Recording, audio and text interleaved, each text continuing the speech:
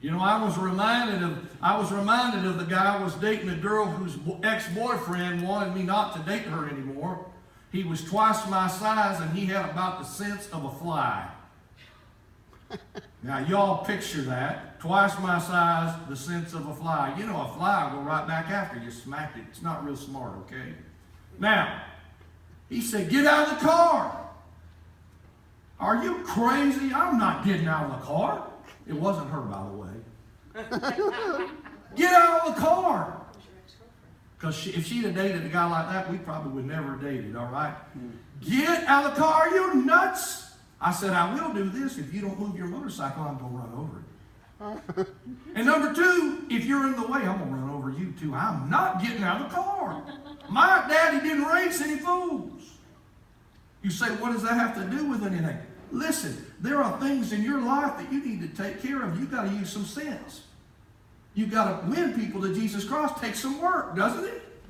Be creative. When you wanted to get something out of your mom and dad, when you were growing up, you learned all the psychobabble that you could get. You tried to manipulate your way around it. Come on, some of y'all are shaking your heads. I know what you're talking about. Exactly. When you needed to get a raise on that job, you worked really hard. Listen, that raise is not as important as someone's soul. Be creative. Figure out a new way to talk to them about the Lord. Figure out a new opportunity to talk. Use your brain that God has given you that can do thousands of calculations at one time. Use it. I would do my best to make everything right between me and others. Go and say, I love you. I care about you. You're my friend. I'm so sorry. Now, I'm not dying that I know of. But I've started doing some of that. Why? Because I don't want to wait around to the end. There's too many people that I know that need Jesus Christ. Make things right. Many men have spent their last days trying to erect great monuments and so they would not be forgotten. What are the pyramids? That's what they are, tombs of kings. Today we know about the pyramids, but not much about the kings. Earthly memorials lose their meaning. But in leading a soul to Christ, we start a memorial that will never end.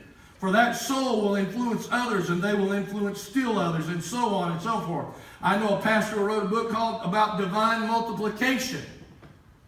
You know, you win someone to Christ, they win someone to Christ, they win someone to Christ. That's divine multiplication. The person that won my Uncle Frank to Christ before he died, he had about 2 years to live at that point. He didn't know that, but they won him to Christ in the last 2 or 3 years of his life. He got cancer, had a knot on his neck about that big sticking out. He's about 5'6". And when he was a young man and was living for the devil, he lived full bore for the devil. He was 5'6" and he was a bouncer at a bar. Now let me tell you something. When a 5'6" guy is the bouncer, he's mean as a snake.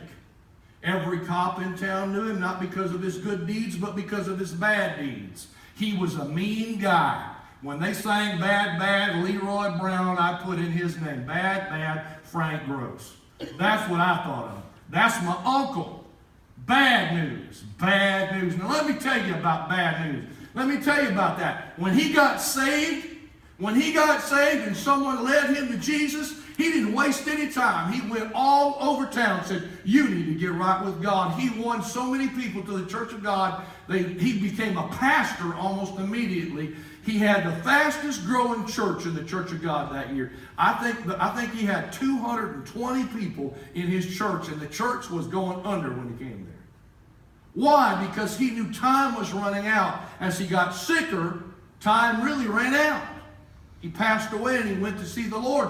But what are we going to do? We're going to fix some things. The third thing I would do is I would be concerned about my family.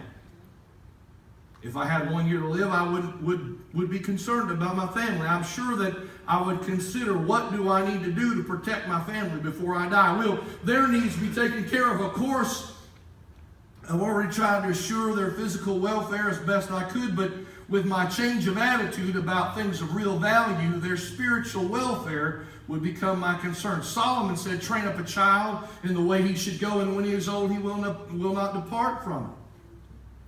In the short time remaining, I would do what it needs to do to reinforce the faith that they have and to encourage them and always walk in the ways of Christ. And to do that, I would not just tell them how they ought to live. I would do my best to show them, to model them the kind of life that Jesus wants us to live. Isn't that what Jesus did?